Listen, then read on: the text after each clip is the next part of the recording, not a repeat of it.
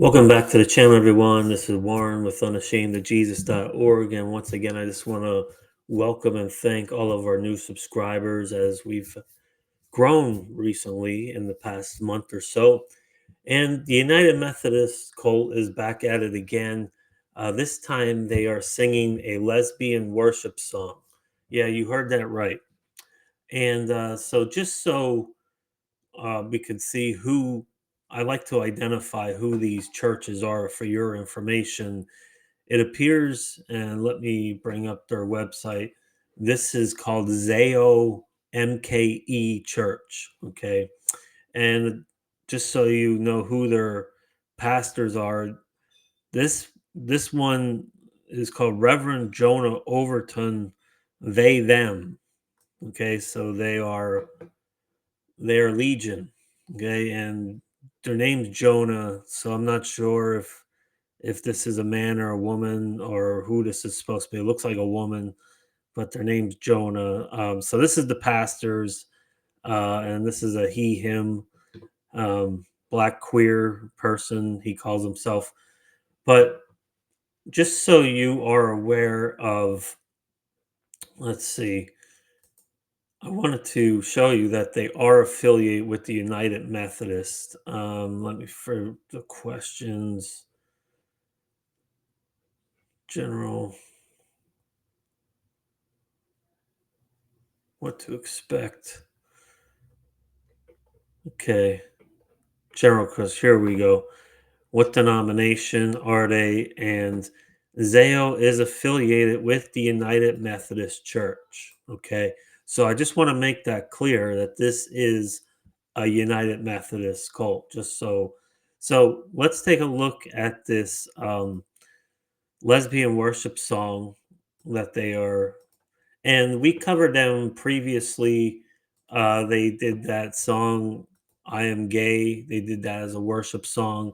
So here's another one. So this seems to be a trend for them to play these, I guess, gay worship songs. So let's listen into this lesbian worship song. So pretty, it hurts. I'm not talking about boys, I'm talking about girls. I've been hiding for so long. These feelings, they're not gone. Can I tell anyone? Afraid of what they'll say, so I push them away. I'm acting so strange. That's for sure.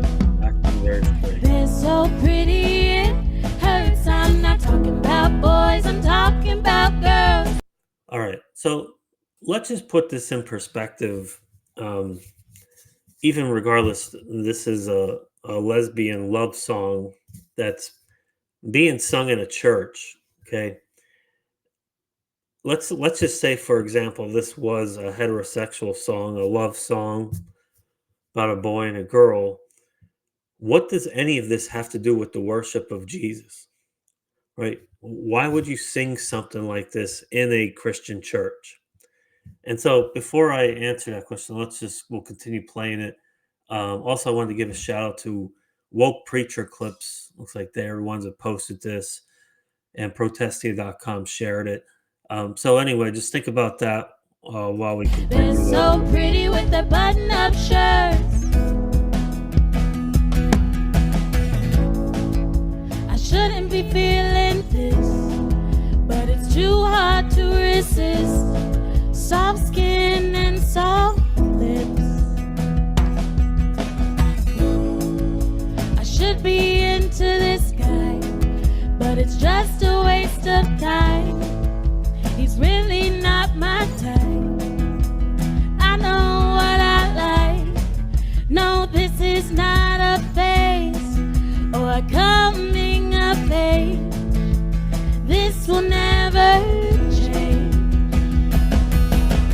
They're so pretty, it hurts. I'm not talking about boys, I'm talking about girls.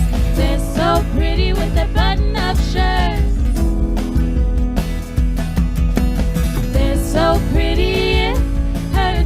Okay, I think we've heard probably enough of that because it's just the same thing. But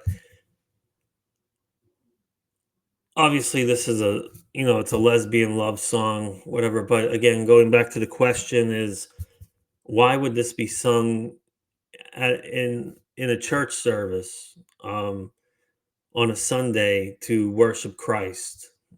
Right? What point or relevance does this have at all to the Christian faith? Besides just, and I'll just answer the question. Obviously, has zero significance to do with the gospel or with Christ, but it's just a clear defiance um, of trying to be as blasphemous as possible to, you know, inject the abomination into the house of God. That's really what this is about. It's a satanic agenda. It's really demonically led. And this is a clear example because you can't give me one valid case to, even if this wasn't a lesbian love song, let's just say this was a heterosexual one. What does this have any significance, any purpose to be during a church service? None whatsoever. So it's clear the only intention here is to blaspheme God, is to see how blasphemous you can be in the church and get away with it. And you don't get away with any of it. Let me just, uh, you know, newsflash here. Every word and action and deed you will give an account for when you stand before the throne of Christ in judgment. So, you know, again, this is, as I showed you from their website, this is a United Methodist Church. And how can people continue to be affiliated with them, continue to support this? It's all blasphemy. And it's very clear that this is demonic and that this is satanic. And, you know, these people, they think it's trendy or cool or hip, but it's one thing to do this, in the public square or wherever, but to do this in the house of God takes it to a new level. I mean, you are attacking God ultimately. You are trying to blaspheme God. You are trying to, and that's the thing is, if you are truly a Christian, Jesus said, if you love me, you keep my commandments. If you truly love God, truly love the Lord with all your mind, heart, soul, and strength, why would you would not want to offend him or blaspheme him or, you know, use this perversion in the house of God? But this is what we see. So let me know what you think in the comment section. Continue to expose this darkness. Please read your Bibles. Go to a Bible based church. And next time, God bless.